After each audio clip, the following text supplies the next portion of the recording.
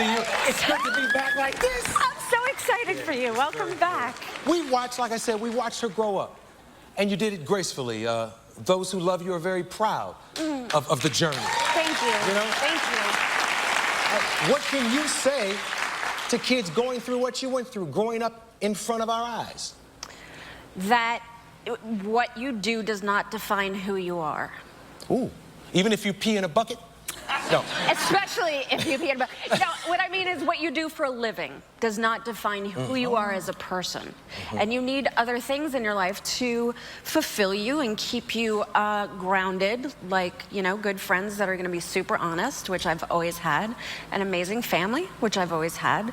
And I find, you know, to me, these kids get into trouble, but to me, they don't get into trouble because of the industry. They get into trouble because they come from messed up families.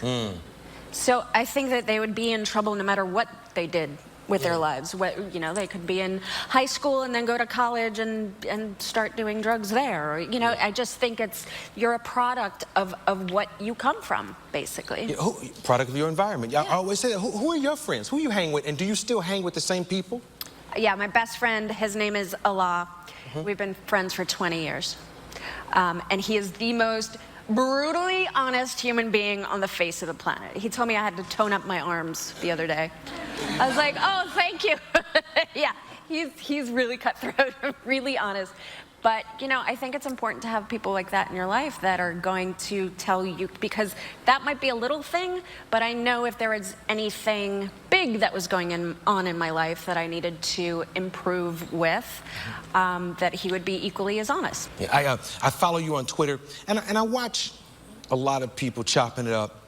And social media came into play in the middle of your career, in the middle of your life. It hasn't always been there. How has it changed you, and how has it affected your career?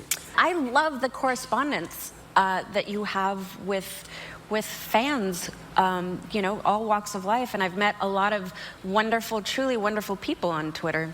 So who is Jack? Jack Dorsey. He's the inventor of Twitter. And he's my son's godfather. Is he a big star when he's out? Do people know?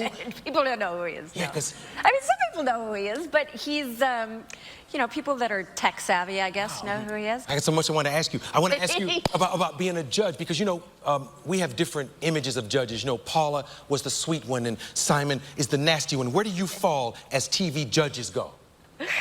I'm pretty much right down the middle.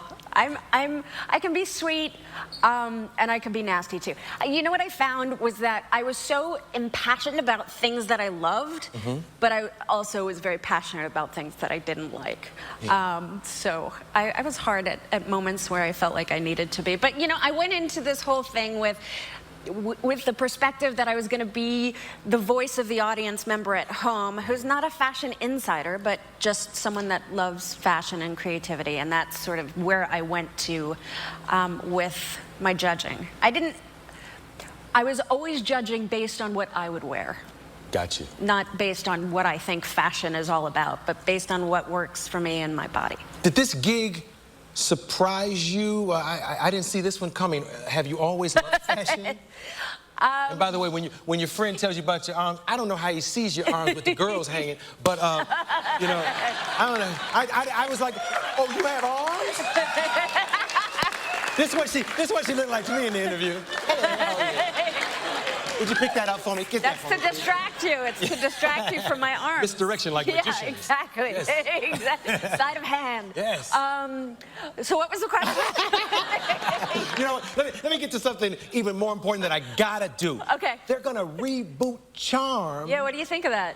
Well, I was excited because I still watch it, so I know there's an appetite. But then I found out that they're not rebooting it with the witches I love. Yeah, see?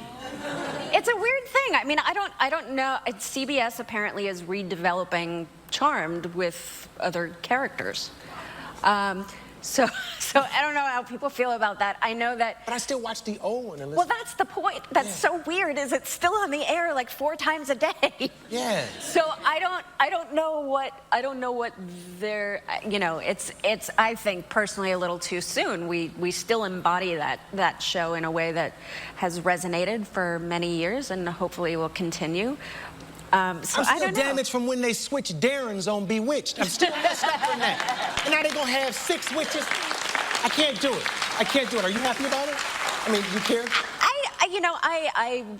I don't, it doesn't bother me either way. I think that what we did was really, really special. And I wish them luck trying to replicate that. Yeah. Such a classy lady. I love you. And when I last sat and talked to you, you were a wonderful actress. Now you're more versatile. You're a host. So you look at that monitor on 3, and why don't you read that? Because I know you do this for a living now. Project Runway All-Stars airs Thursday at 9 p.m. on Lifetime. We'll be right back.